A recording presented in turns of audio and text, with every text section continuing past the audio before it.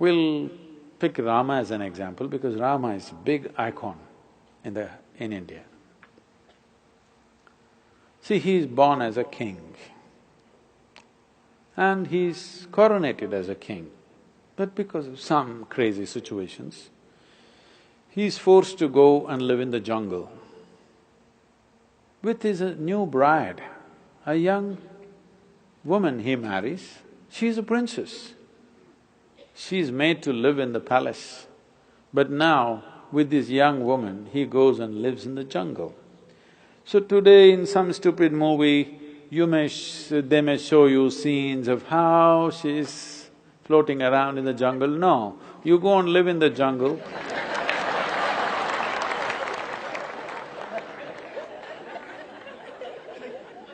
However pretty you think you are right now, 1 month you go live in the jungle, we can't recognize you after that. So this princess, forced to live in the jungle, and fortunately his brother follows him, knowing the difficulties that they may face. He leaves his own family, goes there to serve his brother and a sister-in-law. I was touring Andhra Pradesh just 10 days ago, 15 days ago. I'm in a small town. One 14-year-old schoolgirl stands up and says, "Sadhguru, how is it possible that Sita gets kidnapped and taken to Sri Lanka and Rama walks all the way from Ayodhya to Sri Lanka? How is it possible? Is it true?" Then I asked her, "See, you're still a young girl, one day you will find a man. When you find a man, would you like to find a man that if you get lost somewhere, he will walk all the way? Or he thinks it's not practical?"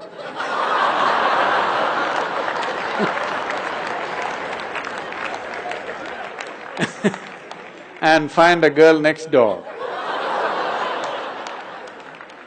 What would you like? Even the 14-year-old girl knows she wants a man who'll walk all the way. So, then he went there, collected some Tamil people, built an army. Yeah, it's a Tamil army.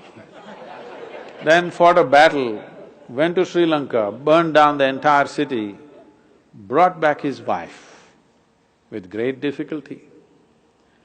In the process, he lost many people who were dear to him, but he brought back his wife.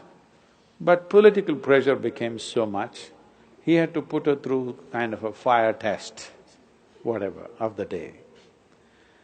Then he made her his queen and started ruling the nation. Again some political situations forced him. She was pregnant. At that time, he had to again send her back to the jungle. No sonogram. So he does not know whether it's a boy or a girl or boys or girls, what. She goes into the forest and delivers 2 boys, twins. Unknowingly, not knowing that they are his children, he fights a battle with them. He could have killed them, not knowing they are his children. If you somehow, so happened by accident, you killed your own children, can't be a worse tragedy in your life, isn't it? Terrible thing to do. He almost got close to it, he almost killed them, but fortunately they did not die in the battle. And then she died in the jungle, never again saw his face. You call this a successful life? I'm asking you, you call this a successful life? No. But we worship him not because he was a super success of the day.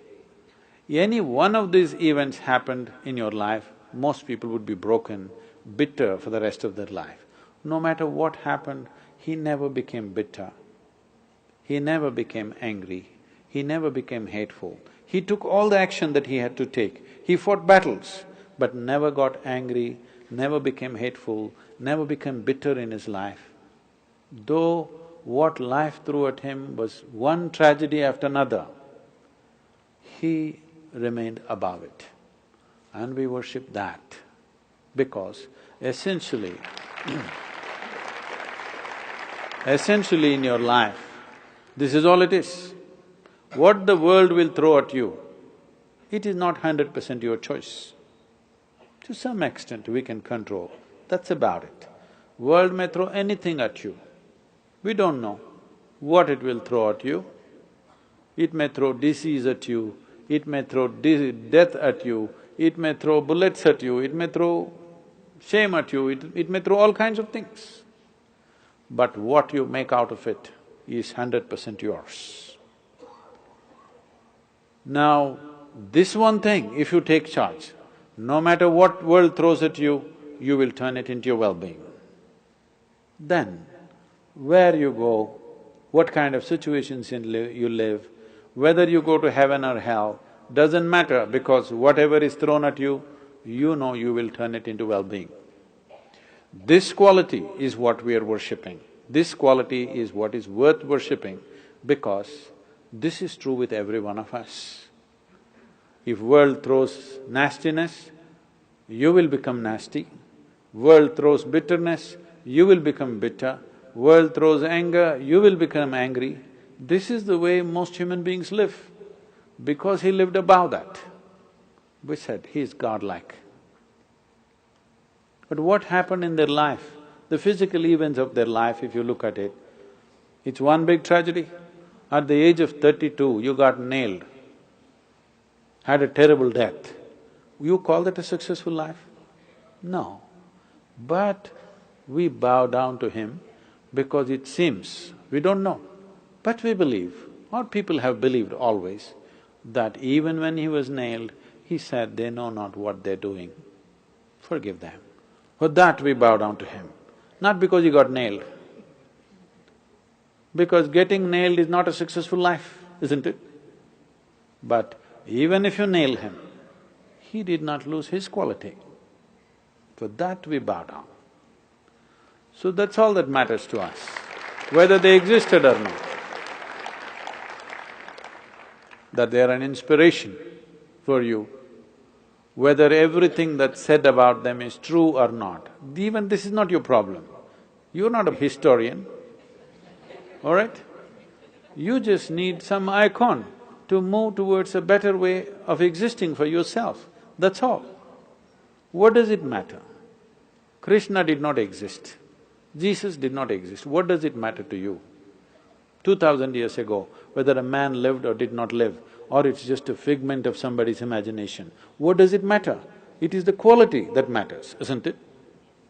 We recognize these qualities as great qualities, in some way trying to emulate them to whatever extent one can. That's what we're looking at.